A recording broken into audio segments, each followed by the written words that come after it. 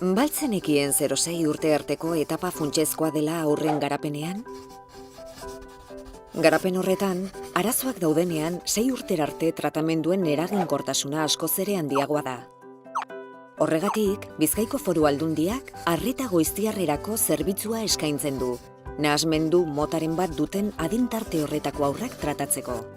Zerbitzu hori eskuratzeko, hasieran ez da ordaindu behar zenbateko itzulgarri bat, erabat doan da hasieratik amaierara. Zure semeak edo alabak zerbitzua behar duela uste baduzu, lehenengo pausoa eskatzea da. 4 lekutan eska dezakezu. Bizkaiko Foru Aldundiko Gizarte Ekintza Sailean.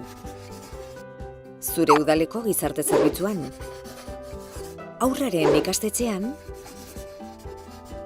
Edo Osakidetzan. Ez du axolan non egin den arreta goiztiarrerako eskaera, Foru Aldundiaren Gizarte Ekintza Sailera iritsiko da beti, ura baita zerbitzua koordinatzearen eta bideratzearen arduraduna. Bigarren pausoa Foru Aldundiko arduradunek emango dute.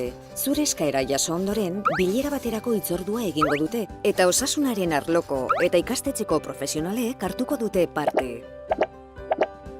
Bilera horretan, haurraren premiak aztertuko dituzte eta arreta osoa eta koordinatua eskaintzeko profesional bakoitzak izan behar duen zeregina zehaztuko dute. Hirugarren pausoa ere, Bizkaiko Foru Aldundiak emango du.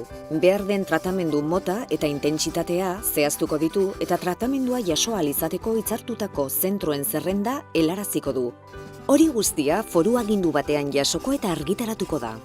Azkenik, zentroa aukeratu ondoren, zure semeak edo alabak zehaztuko zaion tratamenduari ekina ahal izango dio.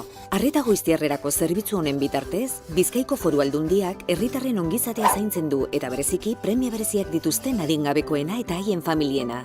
Elkarrekin lan egiten dugu gizarte hobe baten alde.